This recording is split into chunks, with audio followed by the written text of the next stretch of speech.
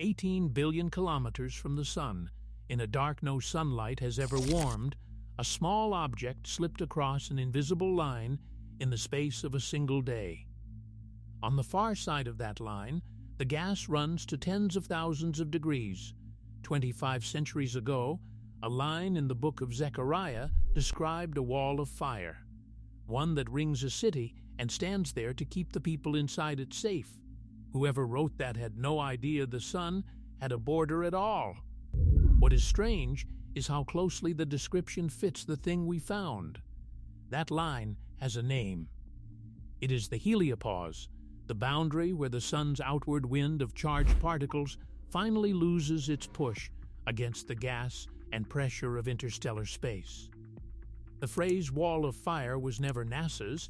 It came out of the news coverage, a nickname for something that is neither a wall nor a flame. The gas beyond it is genuinely hot, but so thin, so close to empty, that its heat could never burn you. A temperature out there measures the frantic motion of a few stray particles, not a fire you could stand in front of. What makes this worth following is that none of it is guesswork. A spacecraft crossed that boundary and measured it from the inside, and the instruments out there are still sending word home. Subscribe and follow the crossing with me. The measurement came from Voyager 2, which crossed the heliopause on the 5th of November, 2018, about 119 times farther from the sun than the Earth is. The models had promised a slow fade, a transition zone hundreds of thousands of kilometers wide, the solar wind thinning gently into interstellar space the way a river widens into the sea. That is not what happened. Voyager 2 passed through the entire thing in under a day. On one side, the plasma was sparse. On the other, it was abruptly some 20 times denser. The edge everyone had pictured as a wide, soft margin turned out to be a hard step. Voyager 2 was not the first to cross. 6 years earlier, on the 25th of August, 2012, its twin Voyager 1 had passed through the same boundary about 122 times the Earth's distance from the sun. And this is where the story bends back on itself. A physicist named Donald Gurnett had spent his career reading the faint radio waves that ripple through this region, whispers most people would not even count as data. In 1993, from those whispers alone, he argued he could hear where the sun's bubble ended and placed that edge somewhere beyond 116 times the Earth's distance. No one had ever been there to check. The reaction was not kind. Gurnett said later that people listened politely to his talks and nobody believed him. A colleague put it more bluntly: he was laughed at. Then the probes arrived, in person in the region he had pointed to. Both crossings fell inside the range he had named 2 decades before either one happened. And when Gurnett and his colleague Kurth turned Voyager's plasma wave instrument on the gas out there, they measured the density of interstellar space directly, for the first time in history. The full account of the crossing landed in 5 research papers published on a single day in the autumn of 2019. And one of them carried the number that would travel further than all the rest. The plasma just beyond the edge measured between 30 and 50,000 degrees, well above the 15 to 30,000 the models had predicted. That is where the wall of fire comes from. Only one of the 2 twins could actually feel the plasma it was moving through. Voyager 1's plasma science instrument had failed back in 1980, decades before it reached the edge, so it crossed half-blind. Voyager 2 still carried a working one, and it alone could take the temperature of the gas the instant it arrived. Everything the human race knows firsthand about the substance of that boundary rests on one instrument, at one point, on one day. And that shield has not always stood where it stands now. In 2024, a team led by Merav Ofer published a reconstruction in Nature Astronomy suggesting that 2 to 3 million years ago, The sun drifted through a cold, dense cloud of interstellar gas. Such a cloud, far denser than the near-empty space around us today, would have pressed the sun's bubble inward with enormous force, not to the edge of the planets, but past them, crushing the boundary to inside the orbit of the Earth.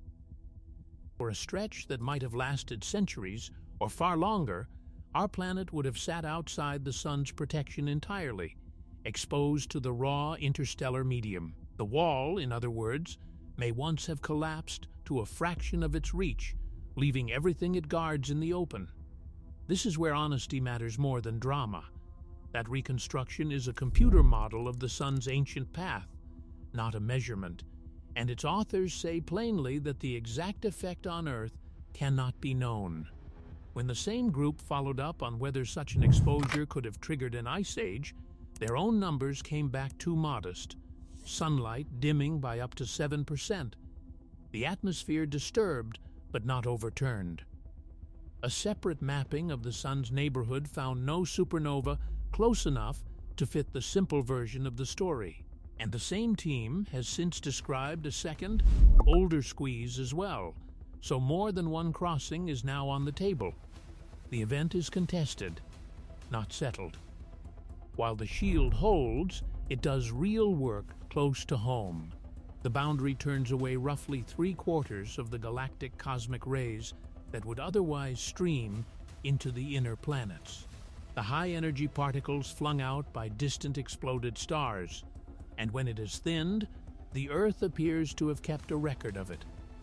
Buried in the seafloor lie unusual radioactive metals, iron-60 and plutonium-244, laid down a few million years ago, atoms that do not form on our planet and had to arrive from somewhere beyond it.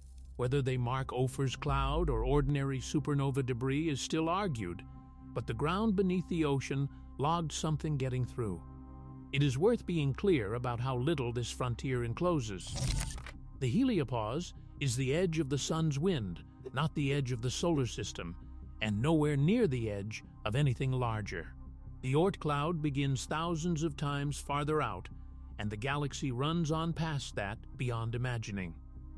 The wall of fire is a boundary of breath, not of stone. The probes that settled all this are dying now. Both Voyagers lose about 4 watts of power a year, and their instruments are being switched off one by one. Voyager 1's cosmic ray detector went dark in February of 2025. Voyager 2's particle instrument a month later. Sometime in the next decade, the last of them will fall silent, and nothing else is on its way. And to measure a wall properly, you would have to stand outside it and look back.